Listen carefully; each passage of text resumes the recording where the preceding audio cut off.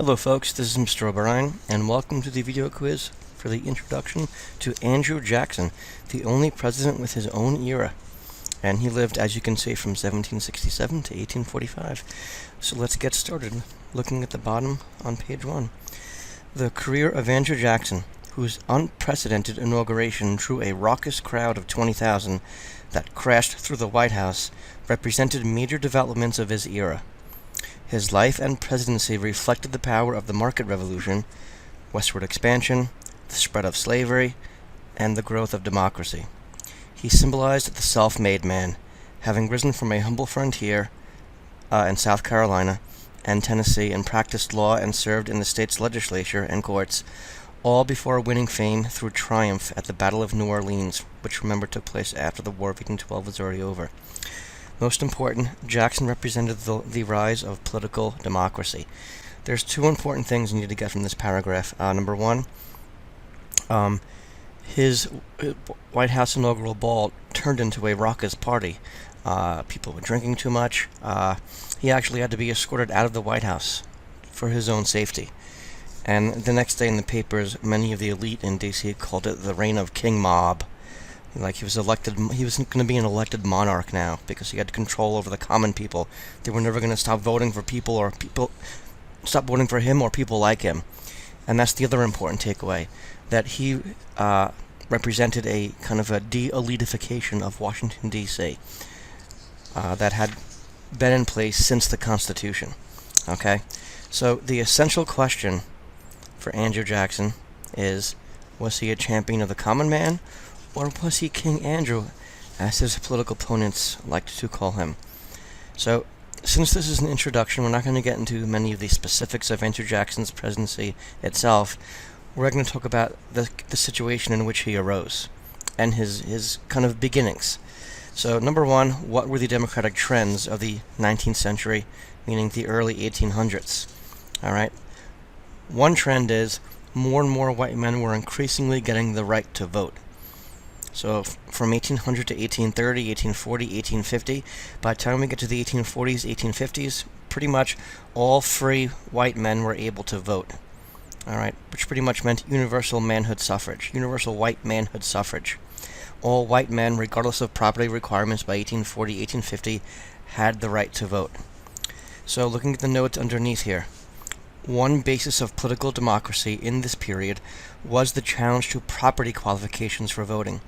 It began in the American Revolution, but culminated in the early 19th century. After the Revolution, no new state required property ownership to vote, and in older states, constitutional conventions in the 1820s and 30s abolished property qualifications, partly because the growing number of wage earners, market revolution,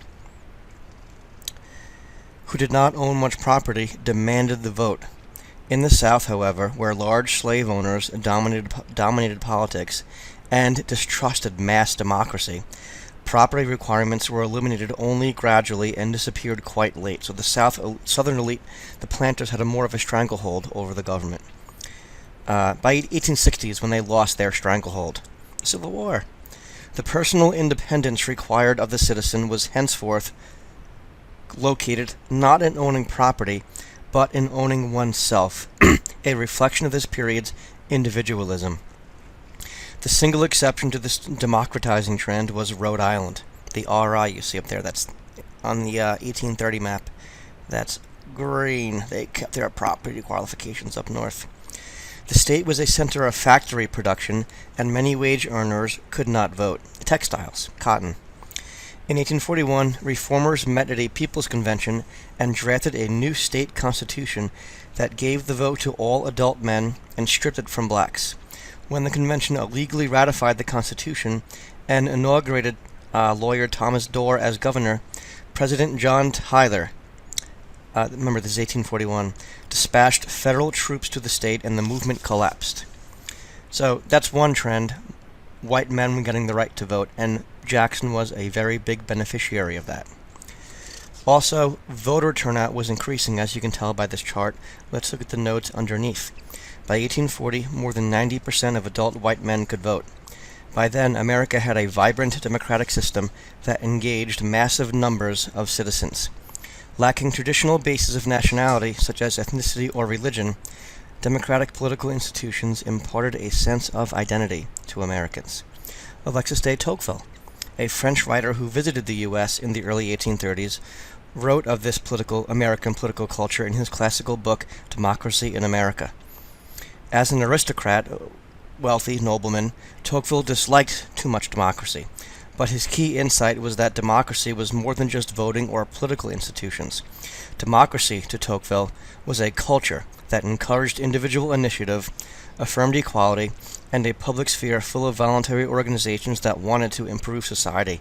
Again, it was that classical liberal notion of freedom that was winning out. Individual freedom, absence of restraint from the outside. Democracy was new. The idea that sovereignty resided in the mass of ordinary citizens was a departure in capital W Western thought, which traditionally had viewed excessive democracy as the road to anarchy. But in the U.S., pressure from those originally excluded from political participation created a democracy for white men that triumphed in the age of Jackson. In America, the right to vote and participation in politics offered a sense of national identity. By the 1830s, the term citizen in America had become synonymous with the right to vote. Remember that, freedom became synonymous with the right to vote in the Jacksonian era. So moving on. Alright, so during this era, Jacksonian era, white male suffrage increased. Also increasing democracy, we began to have party nominating committees instead of congressional caucuses. Instead of Congress choosing the candidates for the elections, we began to have party nominating committees that were not just elite members of Congress choosing the candidates. So there was less elite choosing the candidates in the Jacksonian era. There was a further expansion of this public sphere of public discussion and argument of politics. You began to see during this era popular campaigning, parades, rallies, floats, the modern-day campaign. Jackson was the first national candidate, the first candidate to run a modern-day campaign as we know it. And the two-party system returned, remember, in 1832. The second-party system was basically John Quincy Adams versus Andrew Jackson. The Democrat-Republicans split. The Republicans, who eventually became the Whigs, was the party of John Quincy Adams, and the Democrats that formed in 1828 was the supporters of Andrew Jackson. Looking at the notes underneath here.